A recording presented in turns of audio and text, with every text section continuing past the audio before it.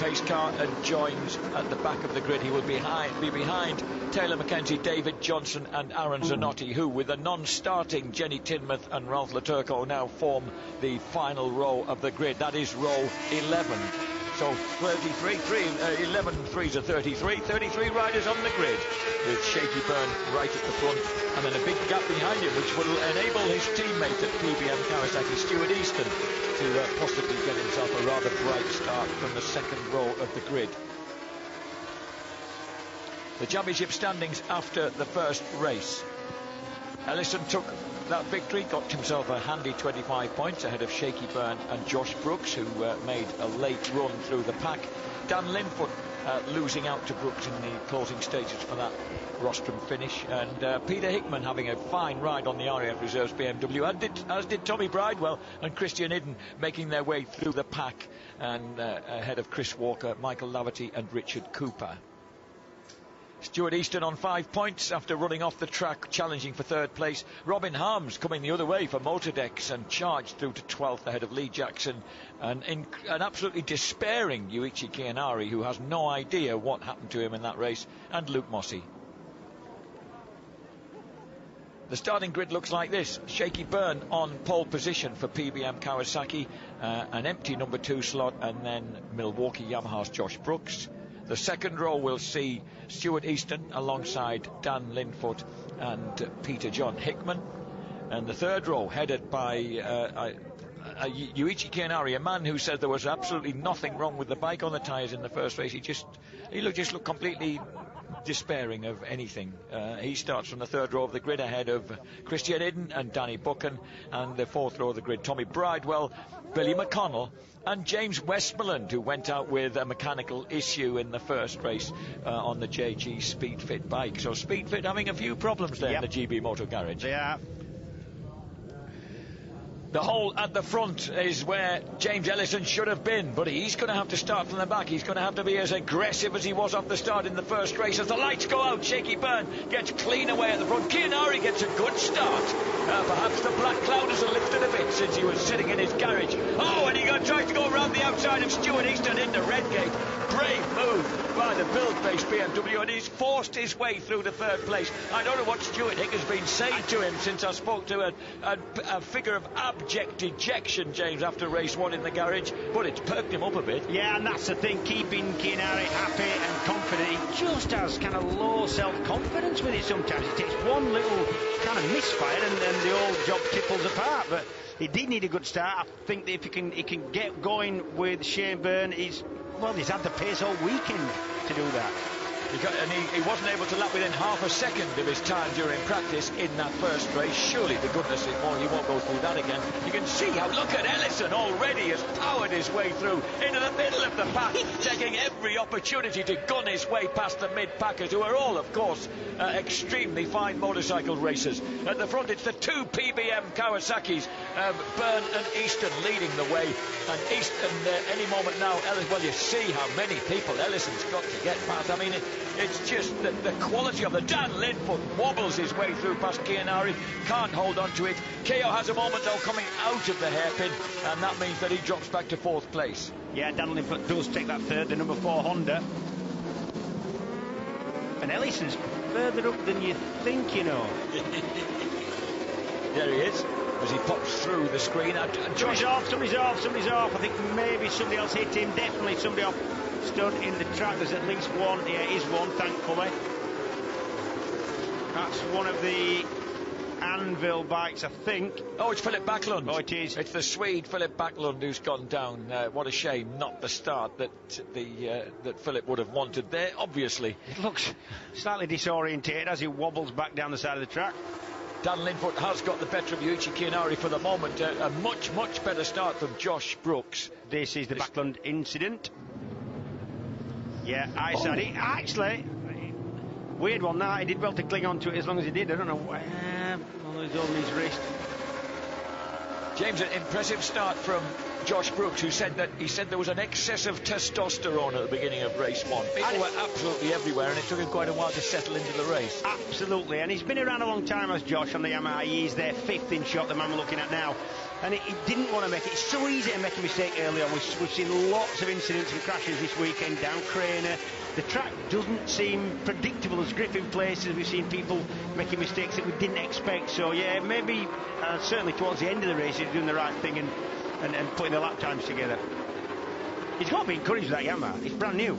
Yeah. And it isn't the bike that Yamaha produced. In that, it hasn't got... there's Taylor Mackenzie's in. Taylor's out already. They've had a catalogue of problems in that garage this weekend. Yeah. So Shane Byrne and Paul Bird. Has Paul Bird arrived, or is he still watching his young lad? Right? Oh, and there's a problem there for Jakob Smertz. Kuba has gone off the track on the Lloyd's British Mill Sport Ducati. He's not crashed, it didn't seem to me, so he is quite within his rights to get back on the track and get going again. If he'd actually fallen over at any speed, even if the bike stopped, if he falls on its side, then he's not allowed to get back going again. We have a breakaway quartet here, the two PBM Kawasaki's, Dan Linfoot's Honda, and then number 23 now running. Linfoot, where's he found this aggression from? Oh, he's aggressive. Linfoot is aggressive. In fact, early on when he first got out of the 125 class and into super sport class, he was too aggressive. That was his problem. So Dan Linfoot running in second place. He splits the two Kawasaki's, and there is number 23 Kianari in fourth. They've got a little bit of a gap now on Brooks. Behind Josh Brooks, we've got Tyco BMW's Tommy Bridewell involved with Howie Mainwaring Smart having a good race for the Quattro Plant team, ahead of Peter Hickman, Christian Idden again in the top 10, and Chris Walker is in 10th place. If you get a chance, just watch the difference in style between your leader Shane Byrne and your second. Sorry, I was just watching Easton going to the inside of number 4 Dan Linfoot. If you watch Dan Linfoot and Shane Byrne together, Dan Linfoot, mid-corner man, come from the 125 class, runs it round the mid-corner quicker than Shane Byrne. Shane Byrne tightens the middle of the corner up at a slower speed, sits the bike off the edge of the tyre and gets the throttle up more aggressively and squares the exit off. And look at the result is fairly even Stevens, James, as you can see, less than a tenth of a second in that lap time. But you can clearly see it, especially on the S's and down at Melbourne and at Goddard's as well. There's a whole swarm of riders outside of this top 5. It's Bridewell leading the pursuing pack with Hickman, Idden, Mainwaring, Smart. McConnell now moves ahead of Walker into the top 10. Buchan is just behind his teammate, and Brock Parks in the point. So too Michael Laverty and Josh Waters. Yeah, McConnell knocked about. He crashed just at this corner. This is Coppice. He high-sided really early on in the corner. Wasn't a massively fast crash, but he did land from quite a height and knocked himself about a wrist, and ankle was twisted. So yeah, he's riding slightly in pain. And once again, there's top quality right down through the pack, and lots of battles going on. The former Superstock and Motorpoint British Supersport champ Glenn Richards said, you know what, you won't be able to see enough of this on the telly. You need to be here to see everything that's going on. Look at all this lot. There's O'Halloran pulling a place, dropping down into the hairpin. O'Halloran getting the better of Ian Hutchinson as they dropped into the Melbourne hairpin. Yeah, this is still quite a successful run out for Ian Hutchinson, though, just to get used to the bike at the limit, you know, before he goes and starts his roads campaign. There's Ellison in 22nd place. He's just behind Luke. He's behind Luke Mossy. Oh, then one of the Milwaukee boys is down. Is it Josh Brooks, or is it? It is. It's Brock. It's Brock Parks. Yeah. And Neil. It's Brock Parks. Yeah. The stocky figure. Or stockier. Oh, and Josh thinks, and Brock Parks thinks he can rejoin the race, obviously. Yeah, well, he actually can. In the race, in practice and qualifying, you can, even up to the end of. Oh, and is this Linfoot leading the way? And no wonder we got a glimpse of Neil Tuxworth and Javier Beltram there in the Honda racing garage, because their Fireblade is at the front in its second race of its comeback year. That's impressive. It is. I'm a little bit of a Linfoot fan, I've got to say. I know him quite well anyway, but you don't want to keep banging on about somebody who is essentially a mate, like half the field is, to be honest. But he can ride a bike really quick, can Dan. I just felt he needed a little bit of self-belief in this class, which he got at the end of last year. And also, when I said to him, well, you know, the Honda team, what will it be like coming back with the Honda team? He said, it's a factory ride. It's the first time I've had the offer of a factory ride, and I think it has helped him blossom, hasn't it? The way he's treating this. Look at Absolutely. this. Absolutely. Now this is the pass. This is and that's one of the bravest pass of this Donington track. Yeah. Hey, when you slice through the inside of there, James, you're doing the thick end of 160. I mean, that's pretty brave stuff, isn't it? Yeah, and it really is quite easy to make a mistake. There's something goes under the track like a drainage pipe, or something. There's a big kind of dip just as you tip it in, so you've got quite a lot going on there. Josh Brooks is beginning to close in on this group. He's just set his fastest lap of the race, 1:30.13, which is as quick as Shaky Byrne in second place. So number 25 Brooks pulling the Milwaukee Yamaha back on terms with the leading quartet. Yeah, now I can tell you that Linfoot is on the softer, the zero of the rear tyres, and Shane Byrne and Easton are on the harder, the SC1. Now, what difference that's going to make, I don't know. We thought Ellison's tyre would wear out a bit quicker. It went a bit earlier, started moving around, but it did hang on. He said it was really... that was Kianari. That is Kianari, and it puts Brooks off the track as the and Keogh, he was running so strongly there, and he really didn't need that. The good news is he's all right. Brooks got run off the track, and I can't see him. He's disappeared. And there is Brooks. And he's right back. That is disaster for Brooks. I mean, not as bad of a disaster that it is for Kianari, but big high side, that classic Coffey's high side. Good news is Kianari's up and mad, and if you're mad, it means you're not injured. Did he touch anybody else, James, or was that entirely his own doing? No, I think that was all his own work, that. Number 4, Dan Linfoot, then, is on his own with the PBM Kawasaki's to deal with. Suddenly 5 is reduced to 3, and that's as neat as it looks. Here we go. Let's have a look. Looking at the bike, 4th in shot. Yeah, that's all his own work. Unlucky for Brooks, and he has to hit the grass. The grass is wet, then the gravel. Took him a long time to get going. 4th bike in shot. Ooh. Oh, Keogh. That's a nasty little high side as well. It didn't step out so far. He did catch it, but it didn't half flick back quick. Only 125 mile an hour, that, Jack. Yeah, nothing. Dan Linfoot at the front, Honda fending off 2 Kawasaki's, and then a gap now back to Peter Hickman, who's got the BMW, the 2 BMWs, 4th and 5th, Hickman and Bridewell. Eden is now 6th for the Bennett Suzuki team. Mainwaring Smart 7th, McConnell, Buchan, Walker. Really impressed with Hickman. Didn't see the bike, I said this in race 1, but didn't see the bike before this weekend. Not done any pre-season testing, not been to Spain. You can tell from his kind of pale complexion. And just getting on board with it. Made a lot of changes overnight, guessing on a lot of the settings based on what they had last year, albeit the bike is quite different, and going well. Those 2 departures have helped James Ellison into the top 20. He's now in 19th place. And another thing I've noticed, we've always been used to saying that the long in the tooth Honda Fireblade handles sweetly, blah blah, but hasn't got the pace. It has got the pace on the straight, I can tell you. It's as quick as the PBM Kawasaki's. This is the swathe of riders behind the leaders as they drop down Hollywood and into Craner curves. You glimpsed Hickman, Bridewell, Eden. They are running together in 4th, 5th and 6th place. Great ride by Christian Eden. Look, there he is, right behind. I think he might be trying to slip past. He does. He tucks inside Tommy Bridewell at the bottom of the hill and moves through into 5th place. Yeah, Brooks now up to 11th and lapping and putting his quickest lap of the race in at a 30.6 and lapping quicker than anybody. Well, about the next 5 or 6 in front of him. So Josh Brooks, given the length of the race, James, we're on the 8th lap of 20. He's got time to do something about this. And look at Stuart Easton, sweet as you like, sitting there in 3rd place, right on the back of the 2 leaders. Yeah, and we know Stuart can ride a bike properly. And when you look at his style, really economical, doesn't crawl about all over the bike, doesn't have it sliding around, doesn't tend to make that many mistakes, although he did in the first race. Sorry. Over the crest of the hill, hitting the brakes as hard as they can into the Melbourne Loop, and still the Hickman, Eden, Bridewell trio are the next lot up beside this lot. McConnell's up to 7th place for Smith's BMW. You know that Neil Tuxford will be in the Honda garage thinking, oh, we've got a bargain with this lad. We're going to give him a Honda Civic and 15 quid in a pork pie. Oh, look at that. P2 plus 0, Rat. That's the Rat Boy is the very unkind nickname that the team uses for Stuart Easton. Completely unwarranted. No, it's only unkind if he didn't like it, and he does. Oh, wonderful.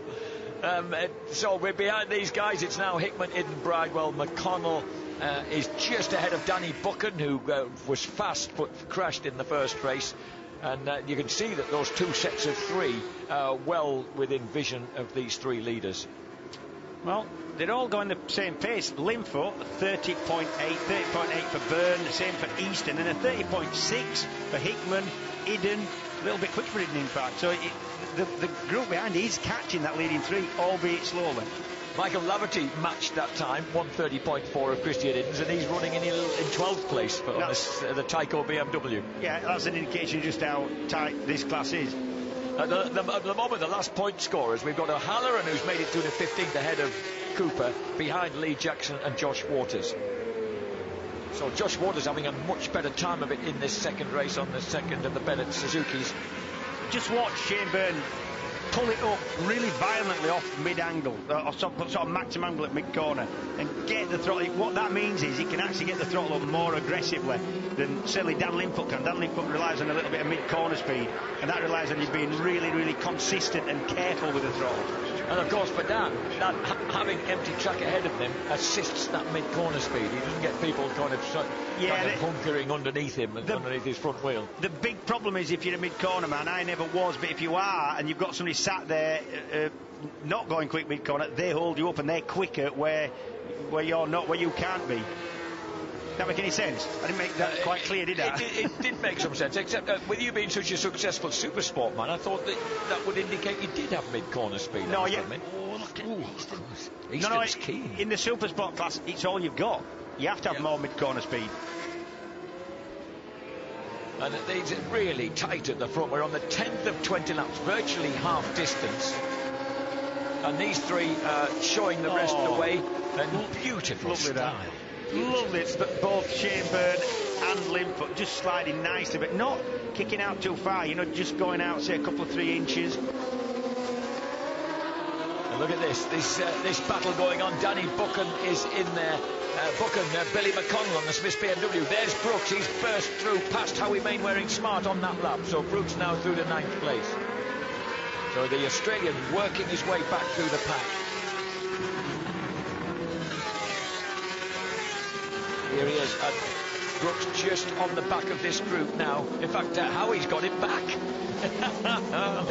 Leading with the neck like he does. Look, Howie's just took the Kawasaki back in front of Josh Brooks. The fastest group on track is now the Hickman kind of through McConnell battle. They're doing the sort of mid-130s. Yes. And really high 130s for Linfoot, Byrne and Easton.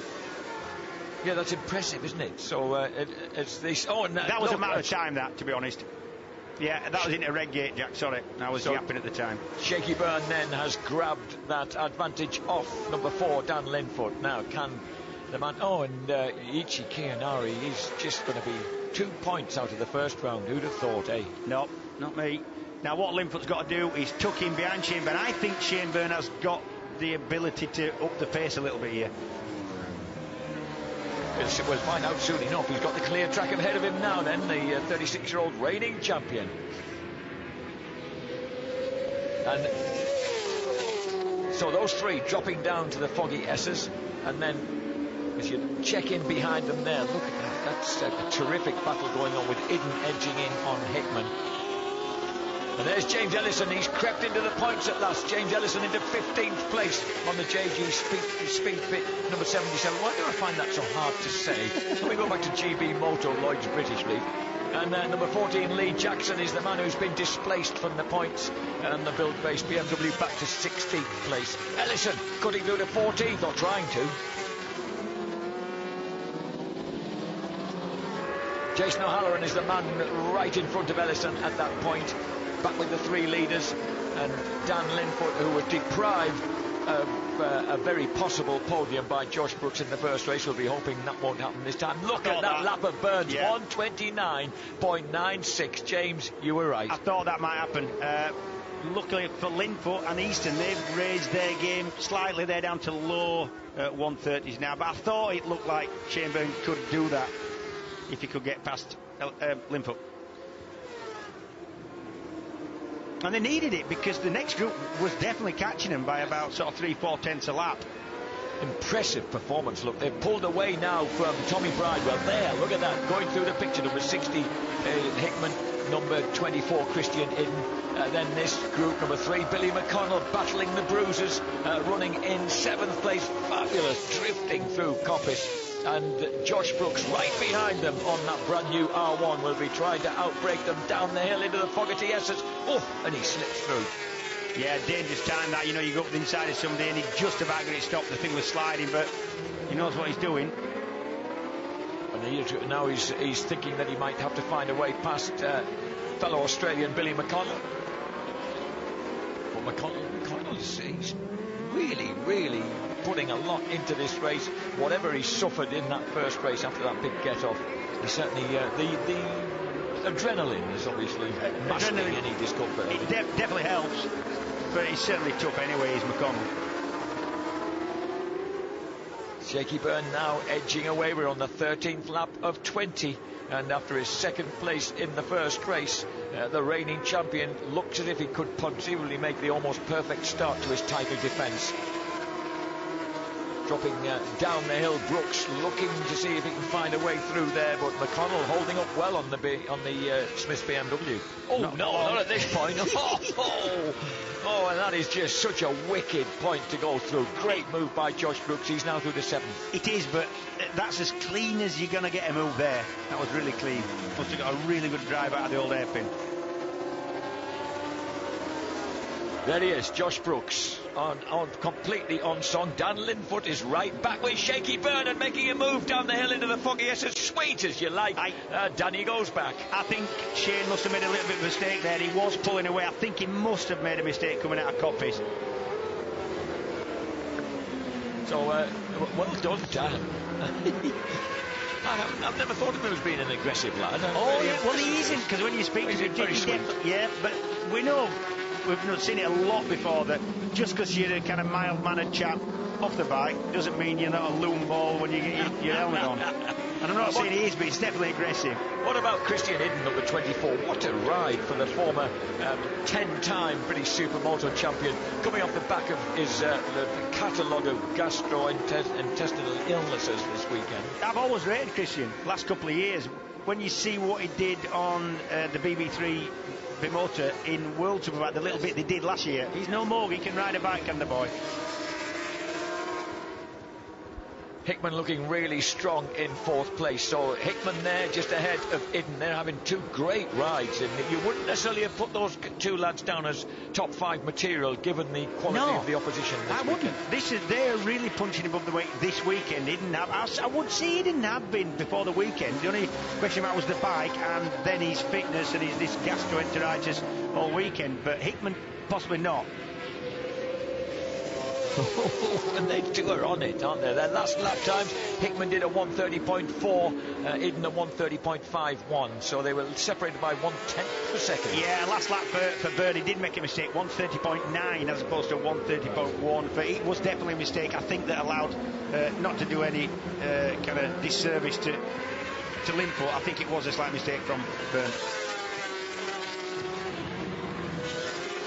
Dropping down into Goddard's, the 2nd gear, just over 45 mile an hour left-hander. But then they absolutely rocket out onto the Wheatcross straight. And they're up to 165 miles an hour in 5th gear before they back down for the 70 mile an hour 3rd gear entrance to Redgate. And here they are tanking down there. Look at Brooks now threatening Bridewell, number 3. He's past Billy McConnell. McConnell now fending off the black and yellow B-Wiser Kawasaki of Buchan. Behind them we've got Michael Laverty now into 10th place. Walker is 11th, Mainwaring Smart 12th, Josh Waters is 13th, ahead of Ellison 14th, O'Halloran 15th, and the final point scorer Jackson, Hutchinson, Harms, Cooper and Mossy, the top 20. So there's those lads at the moment not scoring anything for their efforts. He's your leaders. Linfoot still at the front, but Shane Byrne pressing again. Shaky looks so...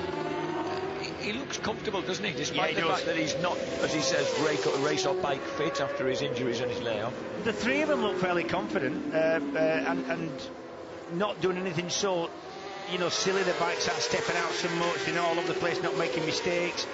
But it is Shane Byrne that looks like he's probably got the best pace of the three for me.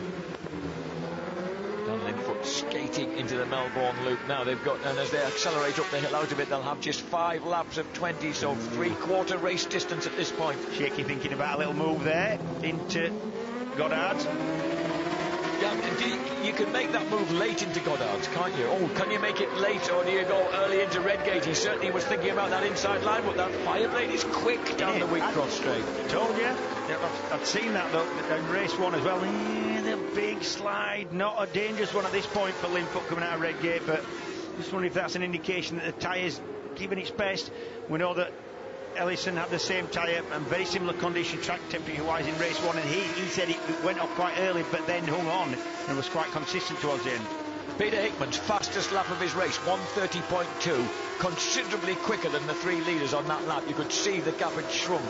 Eden tried to follow him on a 1:30.5, and those guys are closing the gap on the leaders. Certainly were doing on the last lap, the 15th lap of 20.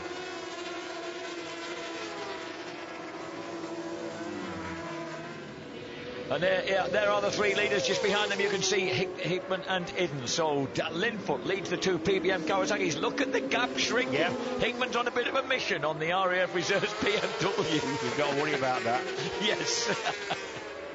They're there. Well, they're not too far behind now. No, and Shaky Byrne tries to make a move inside Linfoot, and I think he's getting just, well, could you say, a slightly impatient. He's wanting to get through into the lead. Yeah. Perhaps he can sense that the pursuing pack are just beginning to edge in. I think not just that, I think he'll know that the lap times he's doing, all these bikes have lap timers on. He'll go over the line, take a quick glance, and he'll know that the race isn't, the pace isn't that hot. Westmoreland's in again. And that's his 2nd retirement today for the lap record holder here at Donington Park when he was on the build-based BMW. Easton 1:30.8, Hickman 1:30.4, so Hickman once again just edging his way in with another quick lap.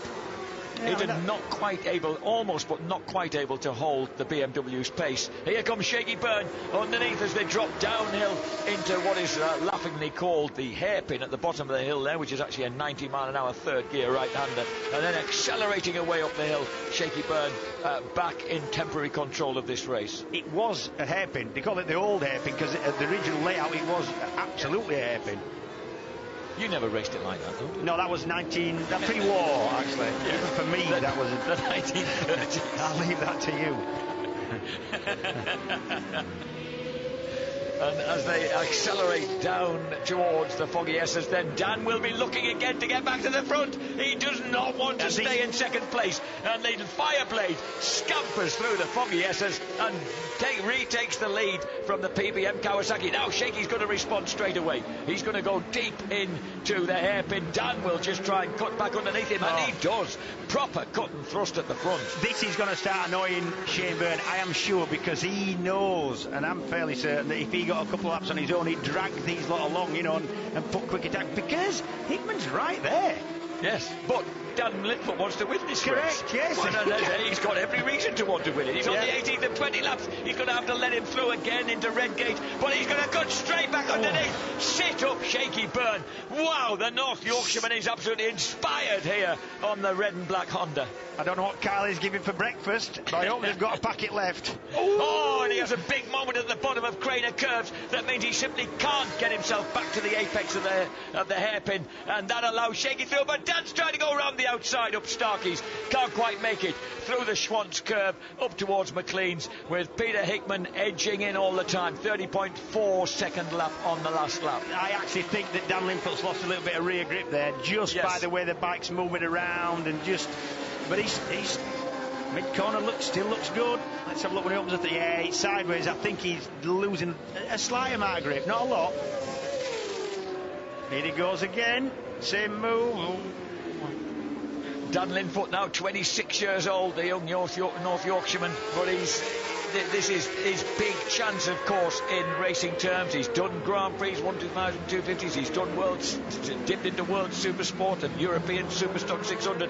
But this, his factory chance, and he at the moment is making the most of it. He is riding a feisty race here. It's Hickman who's making, and Eden who's making the most of these front 3 beating each other up, definitely.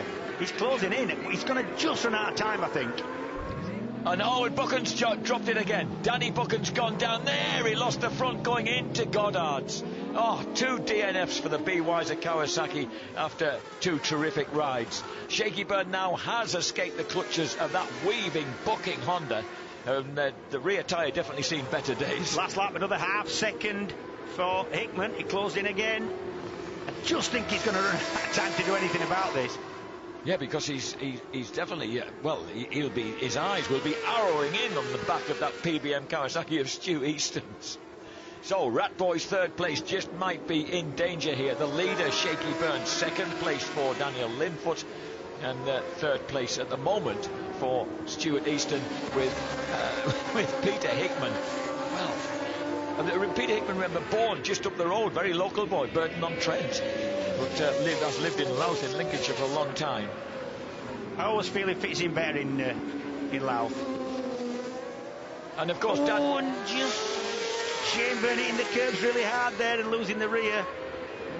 And that's put Linfoot right back with him. Dan's not giving up on this one. We're on the 19th of 20 laps. Linfoot closes right in. Oh, but has to back off at the last split second.